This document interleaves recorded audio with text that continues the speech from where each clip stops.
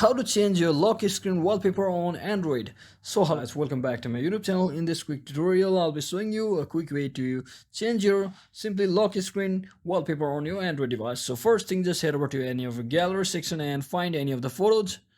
So let me just quickly select this photo over here. So to simply set it as your lock screen, just tap on this three dot icon at the top right corner, and you can see there's options called set as wallpaper. Just tap on this and you will be getting different options like multiple options, home screen or lock screen. So simply select lock screen option over here, and it will take you to the screen where you will have to readjust your position of your wallpaper of how you want it to be look like on your lock screen when you actually set it. So you can customize or drag or resize it accordingly. So once you do that, just click on done